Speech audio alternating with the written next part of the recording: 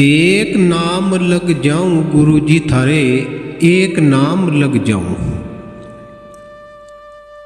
आइए सतगुरु की प्यारी साध संगत जी, एक ऐसी वाणी जिसके अंदर इतना रहस्य छिपा हुआ है कि एक आत्मा क्या कह रही है अपने स्वामी के लिए, एक जीव, एक गुरुमुख क्या कह रहे हैं अपनी उस मालिक के चरणों में, क्या अपनी हाजिरी उपस्थित कर रहे हैं, गौर फरमाना क्या अरदास वे मालिक से कर रहे हैं।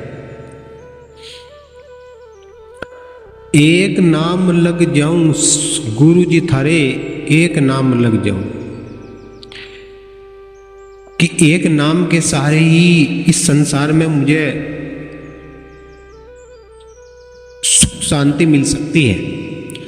और यदि मैं दो रूप देखूंगा यहाँ पर तो फिर मसला बिगड़ जाएगा।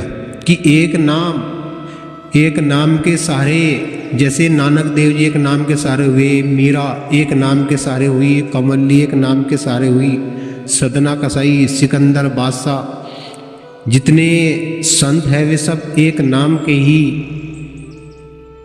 उन्होंने आश्रय लिया है। तो क्या कहते हैं कि एक नाम लग जाऊं गुरु जी थारे, एक नाम लग जाऊं। कि एक नाम से ही इस भव सागर से पार उतरे जा सकता है। और यदि अनेकों नाम ग्रहण किए तो फिर नु कहा कि सो को पूज्य सो को धावे, मझधार में ऐसा बह जावे। कि सो को पूजने वाला कभी सुख समृद्धि नहीं प्राप्त कर सकता। और एक नाम के आधार, जैसे सतगुरु रविदास महाराज बताते हैं कि एक नाम ही है कि जो वो भव सागर से पार उतार सकता है। ये जो संसार आप जिसको देख रहे हैं ये एक भव सागर है। इस भव सागर से यदि पार उतरना ही है तो सतगुरु की शरण तो लेनी ही पड़ेगी। तो क्या बताया है पहली कली के द्वारा ध्यान से सुनना साध संगत जी की, झोली उठाऊं गुरु, झोली उठाऊं गुरु, ना लाऊं मांग के कभी ना भूख बताऊं। कि झोली उठाऊं ना गुरु, लाऊं ना मांग के कभी ना भूख बताऊं। जंगल बस्ती चिंता ना रख, जब आप दोगे मैं खाऊं। कितनी इसमें रहस्य छिपा हुआ है, आप इस चीज को जान लेना। कि झोली कहता है, एक दास कहता है कि झोली उठाऊं गुरु, ना लाऊं मांग गए और कभी ना भूख बताऊं। कि हे मालिक, मुझे तेरे नाम में ही मेरी तृप्ति हो जाती है, मेरी मिट जाती है। कि जिस आत्मा को परमात्मा मिल गए, और आत्मा की जो खुराक है वो तो साधना है। इस शरीर को भोजन की आवश्यकता है, आत्मा को भोजन की आवश्यकता नहीं है। आत्मा का भोजन तो वो नाम है, साधना है, भजन है। कहा है कि झोली उठाऊं ना गुरु, लाऊं ना मांग के और कभी ना भूख बताऊं। जंगल बस्ती चिंता ना रखूं, जब आप दोगे मैं खाऊं। कि एक नाम लग जाऊं गुरु जी थारे, एक नाम लग जाऊं। जंगल बस्ती में जिस प्रकार के शेर, हाथी और जंगली जानवर रहते हैं जंगल के अंदर, बस्ती के अंदर इंसान रहते हैं। तो कहते हैं कि यदि मैं जंगल में भी जाऊं और वहाँ कल मूंद खाऊं तो मैं वहाँ भी कोई चिंता मुझे वहाँ की भी नहीं है। जब मुझे आप दोगे तो ही मैं खाऊंगा। कि एक नाम लग जाऊं गुरु जी थारे, एक नाम लग जाऊं। दूसरी कली के द्वारा क्या बता रहे हैं महाराज, गौर ध्यान लगाना। कि गंगा ना जाऊं गुरु, जमुना ना जाऊं, ना कोई तीर्थ नहाऊं। गंगा ना जाऊं गुरु, जमुना ना जाऊं, ना कोई तीर्थ नहाऊं। 68 तीर्थ घट माही, उसी में गोते लाऊं। कि 68 तीर्थ जो कहा है कि एक साधु यदि इस चीज को जान लेता है और साध जान लेता है, महात्मा जान लेते हैं कि 68 तीर्थ तो घट के अंदर ही है। उसी में तो गोते लाने हैं जहाँ इंगला पिंगला सुषमना और सुषमना घाट पे बैठा रविदासा कि ना गंगा में जाऊं ना जमुना में जाऊं ना कोई तीर्थ ना हूँ 68 तीर्थ घट माही उसी में गोते लाऊं। यही कहते हैं सतगुरु समनदास महाराज की सुसुमुरता गंगा उतरी अपने पंचो बस्तर धोले और बिन साबुन तेरा मैल कटे हर भजनी से धोले। कहा है कि गंगा और जमुना, कौन सी गंगा है वो कि वो सुसुमुरता गंगा उतरी जब अपने पंचो पुत्र उसमें धो लिए जाएंगे तो वो जो 68 तीर्थ का जो फल मिलता है जो घट के अंदर ही उस मालिक के दीदार दर्शन होते हैं उसी में ही 68 तीर्थ उसी में ही गोते वो लगा लेता है कि जब वो सुषुम्ना इंगला पिंगला सुषुम्ना नाड़ी जब उसकी खुल जाएगी तो वो वहीं गोते लगा लेगा, वहीं उसको वो चीज़ प्राप्त हो जाएगी कि एक नाम गुरु लग जाऊं थारे एक नाम गुरु लग जाऊं। क्या बताया है कि तीसरी कली के द्वारा क्या बता रहे हैं कि पत्थर ना पूजो गुरु पत्ता ना तोड़ू ना कोई देव मनाऊं। क्या बताया कि पत्थर ना पूजो गुरु पत्ता ना तोड़ू ना कोई देव मनाऊं कि पात पात में सतगुरु रमते उन्हीं को शीश झुकाऊं। बड़ी महत्वपूर्ण अद्भुत ये रहस्यमय वाणी है, इसके अंदर इतनी खोज न जो आप सुन के भी आप इसका लाभ उठा सकते हैं। और आप यदि ज्ञानी हैं और ध्यानी हैं तो इसकी खोज न करिएगा। क्या बताया है कि पत्थर ना जो गुरु पत्ता ना तोड़ू ना कोई देव मनाऊं कि हे मालिक ना तो मैं कोई पत्थर पूजने का ना मैं कोई देव मनाने का कि मुझको तो सतगुरु मिल गए हैं, मैं क्यों किसी के पत्थर पूजूं। एक मंदिर आप देखते हैं, एक गुरुद्वारा देखते हैं, एक चर्च देखते हैं, एक मस्जिद देखते हैं, वो कहीं से बनी है? उसके अंदर ईंट है, सीमेंट है, सरिया है, लेबर के द्वारा उसकी उत्पत्ति हुई है।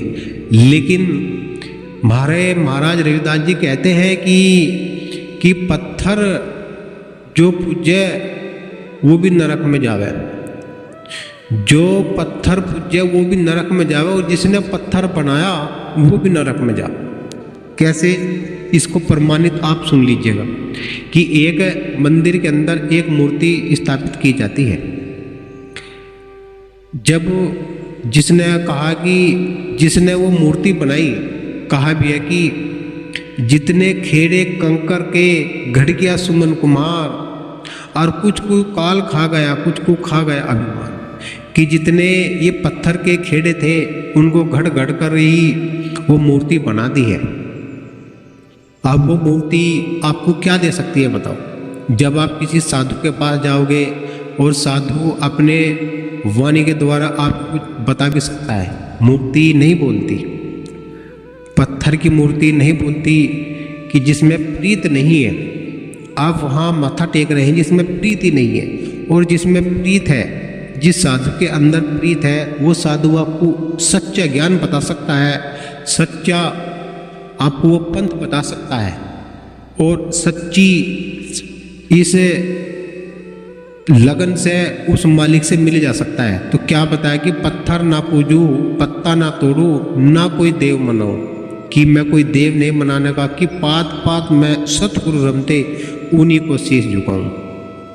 जैसे कहा कि वो मालिक सबके अंदर रमा हुआ है, जैसे कहा कि हर जगह मौजूद है नजर आता नहीं और बिना योग साधन के किसी को पाता नहीं।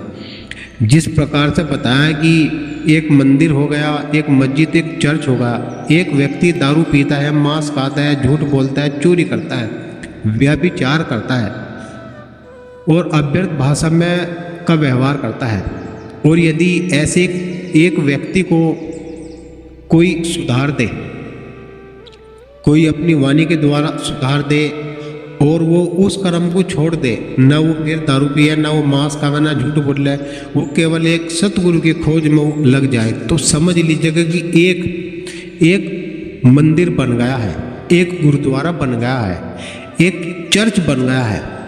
जब आदमी शुद्ध हो जाएगा, शुद्ध चेतन, और अपनी घर की सत्ता को जागृत कर लेगा, चेतन सत्ता को वो जागृत कर लेगा, तो उसका वही निस्तारा हो जाएगा। क्या बताया कि पत्थर ना पूजू गुरु पत्ता ना तोड़ू, ना कोई देव मनाऊं, कि पात पात में मेरे सतगुरु रमते, उन्हीं को शीश नवाऊं, कि एक नाम गुरु लग जाऊं थारे, एक नाम लग जाऊं। क्या बताया कि चौथी कली के द्वारा क्या बताया कि बहुत अद्भुत इस वाणी के अंदर इतना रहस्य छिपा हुआ है कि आप इसकी खोज न कर सकते हैं, और इसके अंदर जो हीरे मोती अमृत छिपे हुए हैं उनसे आप अपना गुजारा कर सकते हैं। तो क्या बताया कि औषध ना खाऊं गुरु बूटी ना पीऊं, ना कोई दर्द बताऊं, औषधि ना खाऊं गुरु बूटी ना पीऊं, ना कोई दर्द बताऊं, जब आवे मेरे सतगुरु स्वामी, उन्हीं को ही नबज दिखाऊं। देखो कितना इसमें रहस्य छिपा हुआ है, आप इसको जान लीजिएगा कि भविष्य में कितना आपको ये काम आ सकता है। ये बात आप जान लीजिएगा। यदि आप हमारे चैनल पर नए हैं तो सब्सक्राइबर, लाइक और कमेंट करना ना भूलें। कोई भी ज्ञान हो, जब आपको मालिक सतगुरु परमात्मा की वाणी आपको घर बैठे ही मिल रही है, तो आपकी नियत जिम्मेदारी है कि उसको एक सब्सक्राइबर जरूर कर ले, लाइक करना ना बिल्कुल ना भूलें। हमें भी इस चीज़ का वो रहता है कि भाई कोई वीडियो देखता है, वो विज्ञान से लाभान्वित हो रहे हैं, तो कम से कम एक लाइक तो कर देना चाहिए ही उनको। तो क्या बताया है, औषधि ना खाऊं गुरु बुट्टी ना पीऊं, ना कोई दर्द बताऊं, जब आवे मेरे सतगुरु स्वामी, उन्हीं को ही नबज दिखाऊं। देखो क्या बताया कि जैसे शरीर के अंदर 5 तत्व है, 25 प्राकृति है और 7 दास, हाड़ मांस चाम का चोला, इसमें दर्द होता है, इसमें कोई बीमारी आ जाती है, और जब बीमारी आ जाती है तो एक दास कहता है कि ना तो मैं कोई औषधि पीऊँ, मैं तो अपने गुरु के नाम की बूटी ही पीऊँगा, और मैं तो कोई दर्द भी नहीं बताऊँ। जब मेरे सतगुरु स्वामी आएंगे, वे स्वयं ही नबज देख लेंगे कि मैं बाहर की आडंबरों पे बिल्कुल नहीं जाऊँगा, केवल मैं अपने सतगुरु को ही अपनी नबज दिखाऊँगा। वे वैसे मालिक है कि नबज देखते ही वे परली पार कर देते हैं। औषधि किसको बताया है कि औषध ना खाऊं, गुरु बुट्टी ना पीऊं, कि नाम की बुट्टी मुझको मिल गई है, मैं किसी और बुट्टी, किसी और औषधालय में नहीं जाऊंगा, केवल एक नाम की बुट्टी से ही मेरा जीवन पार हो जाएगा, मैं कोई दर्द भी नहीं बताऊंगा। जब आएंगे मेरे महाराज, तो उन्हीं को ही नबज दिखाऊंगा कि एक नाम लग जाऊं गुरु थारे, एक नाम लग जाऊं, एक नाम लग जाऊं गुरु थारे, एक नाम लग जाऊं। क्या बताया है, लास्ट कली में बिल्कुल खोल कर दिया है। गुरु रविदास महाराज की वाणी है, ठोस वाणी है। क्या बता रहे हैं, गौर माना कि जब कि सब रस छोड़ मैं एक रस चकूं, नहीं दूजी और लखाऊं, सब रस छोड़ मैं एक रस चकूं, नहीं दूजी और लखाऊं, कह रविदास सुनो भाई साधु, अमरापुर पद पाऊं। देखो क्या बताया कि सब रस छोड़, सब जितने भी अड़ंगा तुम्हें दिख रहा है, और जो एक नाम का रस पी लेता है वो कोई और रस की चाह में नहीं रहता, और जो नीरे रस पीता है, जैसे आप मान लो किसी एक मौसमी का रस पी रहे या किसी संतरे का पी रहे, आपने जब तैयार कर लिया अपने अंदर कि मुझको तो केवल एक मौसमी का रस की आवश्यकता है, तो ऐसे ही एक नाम रस, जब उस नाम के नाम से ही आपको रस मिलना शुरू हो जाएगा, तो फिर आप इधर उधर नहीं जाओगे। तो क्या बताया कि सब रस छोड़ मैं एक रस चकूं, नाम रस, नाम अमीरस, नहीं तुझी और लखाऊं, कि मैं उस मालिक का मुझको नाम मिल गया है, अब मुझको मन और चित्त और बुद्धि, कि मेरा मन विचार मेरे शुद्ध हो गए हैं और चित्त मेरा सतगुरु के चरणों में लग चुका है, और मेरी बुद्धि में मेरी ठहर प्रकाश आ गया है, तो मन चित बुद्धि मेरे अंदर ही ठहर हो गई है कि सब रस छोड़ कर एक रस चखूं, नहीं दूजी ओर लगाऊं, कि मुझको तो एक नाम से ही रस मिलने लगा है, मैं दूजी ओर क्या करना जागा जा। कि कह रविदास सुनो भाई साधु, अमरपुर पद पाऊं, अमरपुर। कि रविदास महाराज उस अमरपुर पद की बात करते हैं कि जो एक देश, सतगुरु का जो देश होता है, देशी सर्व देश स्त्री पुरुष का होता है, जहाँ बनना मिटना टूटना ढहना वो सब आवागमन का खेल है। जो पूर्ण गुरु होते हैं वे अखंड ज्योति में रमे हुए होते हैं, वे अखंड ज्योति स्वयं होते हैं, और वे इस जीव के बंधन सभी काट देते हैं और इसके पाप काटकर अपने पद में मिलाकर इसको बिना देह कर देते हैं। क्योंकि आत्मा लेप में रहती है, सतगुरु निर्लेप रहते हैं, और जब निर्लेप की शरण में जाते हैं तो आप ही महाराज सब लेप हटा देते हैं। तो क्या बताया कि एक नाम लग जाऊं गुरु थारे, एक नाम लग जाऊं, बिना एक नाम के गुजारा नहीं होने वाला है। यहाँ कहा भी है कि जो तू सच्चा बानिया सत की हाट लगा, झाड़ू अंदर दे के कूड़ा बार बगा। कि यदि तू समझने वाला है, समझ बूझ तेरे अंदर थोड़ी बहुत बची है, तो उस समझ बूझ से ही तू अपना गुजारा कर सकता है। देखिएगा संसार बहुत बड़ा है, इस संसार के अंदर अनेकों साधु संत आपको मिल जाएंगे, लेकिन जो पूर्ण सतगुरु जो होते हैं, वो पूर्ण सतगुरु आपको कहाँ मिलेंगे? वो पूर्ण सतगुरु की जो निशानी होती है वो शब्द निशानी होती है। क्या बताया कि जो पूर्ण गुरु होते हैं उनकी जो निशानी होती है वो कोई ऐसे गुरु है कि जो इस संसार के अंदर आते हैं और इस जीव को चेतन कर देते हैं। जब इस जीव को वे चेतन कर देते हैं तो इसकी अवगण मिटा देते हैं। तो पूर्ण गुरु की क्या पहचान होती है? क्या बताया कि ओहंग संध्या आरती अमृतवाणी पूर्ण ब्रह्मा लियो पहचानी, कि अलख पुरुष की शब्द निशानी तीन देव मिल कथा बकानी। कि तीन देव मिल आरती साजे अनहद संबंध संग धुंध बाजे। कि ओहम ज्योति सब मिल ही ठानी, समझे कोई बिरला ब्रह्म ज्ञानी। कि अंधी दुनिया हुई दीवानी, कि उस मालिक सतगुरु को छोड़कर माया हाथ बिकानी। ये जो संसार इतना अंधा है कि इसको कुछ समझ बूझ है ही नहीं है, इसका क्या धर्म है ये ही नहीं जानता। ये दूसरों के चक्कर में ये अपने लुटिया को मंझवा लेता है, और वे लुटिया को मांझने चक्कर में लुटिया को साफ कर देते हैं। क्या बताया कि अंधी दुनिया हुई दीवानी, सायब छोड़ माया हाथ बिगानी। कि जिन जिन हमारा शब्द पहचाना, तोड़ दिया यमदूत का थाना। कि सत्य शब्द का करो ध्याना, कहे रविदास संत सुजाना। कि जिन्होंने उस शब्द का सहारा लिया है उन्होंने तो काल को भी पीछे हटा दिया है। काल हमारा कोकड़ा, यम हमारा गुलाम, और चेले तो हम सतगुरु के हैं, किसके आगे करे सलाम। कि हम सलाम, हमारा तो एक जगह शीश टिकता है, एक जगह ही शीश झुकता है, वो सतगुरु के चरणों में हमने शीश झुका लिया है।